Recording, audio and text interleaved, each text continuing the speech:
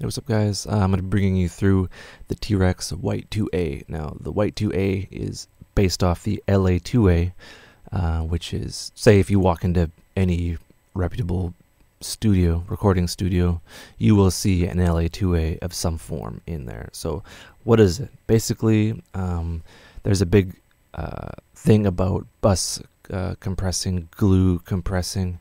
This is the original glue compressor. It could be used on basically anything, and it was made in 1965 by Teletronics. I really like it because it's very simple gain and peak reduction. So, obviously peak reduction, the more you bring it up, the more, it's kind of reduced, but it has fixed attack and release. The attack is about 10 milliseconds, and the release is dependent. The release is 2 stages, and it's about 70 or 60 milliseconds for like half of its release. And then depending on how loud, this is really complicated, depending on how loud the previous signal was, the release time between, it going back up to kind of normal is dependent. So it'd be like half a second to like 5 seconds. So depending on, how crazy this was, it's a really interesting, and it was a very advanced way of adaptive kind of release for its day, and it really gave it a sound. It's not, just like hardcore compression. It's like a very smooth kind of dependent, creamy kind of compression. I'm really bad at explaining it, but all you have to know is it sounds really good. So I'm going to show you how it sounds. So I'm just going to play a little melody lead thing here. So no peak reduction going on, and I'm just going to bring the peak reduction up.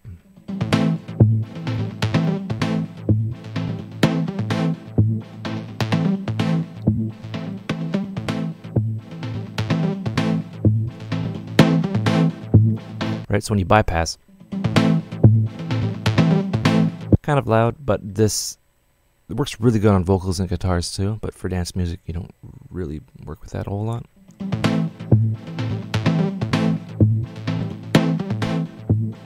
But that transient really comes through. I'll play it on something where we can hear the transient, just to give you an idea of what the attack does.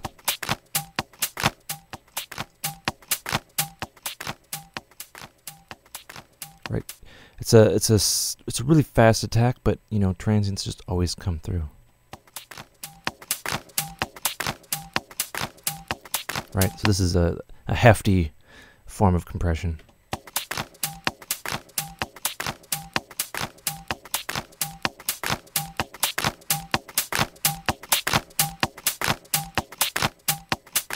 Right, so you can use it on your loops to kind of liven it up.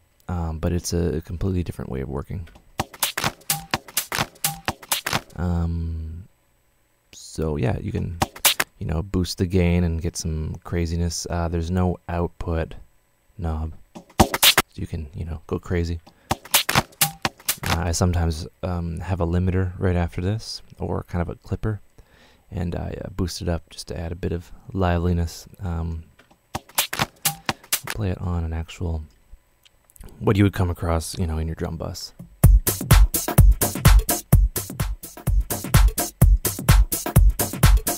Really nice gain. This is very good on guitars, but for, a drum bus, it sounds pretty good too.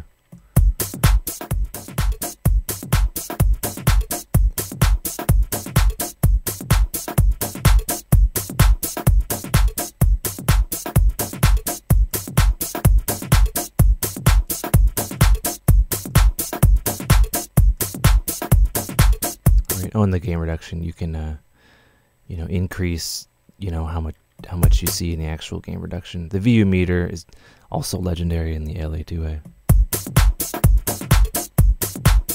You know how I always try to get my needle to kind of dance? This basically always dances, and it's because of that like really unique release mode, how it'll be, if it's a hefty signal and there's a lot of reduction, it'll release really fast, but then getting from like here to here, it's pretty slow. Then someone could probably explain it better than me.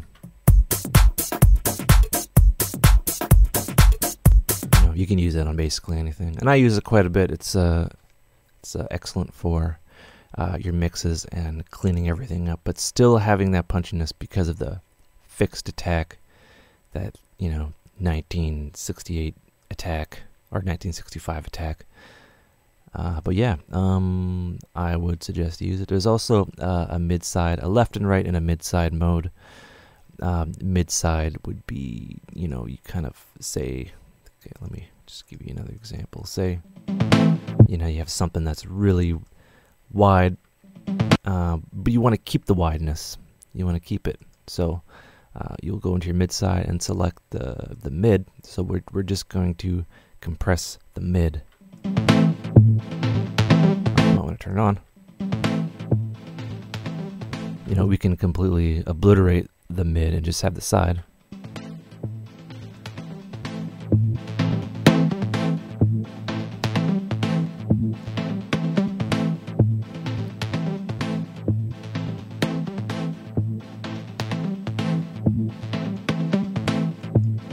Right. Sounds quite nice, eh? I guess that's it. Hope you enjoyed it. Hope you learned stuff. And yeah, the LA2A. Look it up. It's a very interesting piece of history, and it's very buzzy. All right, have a good one.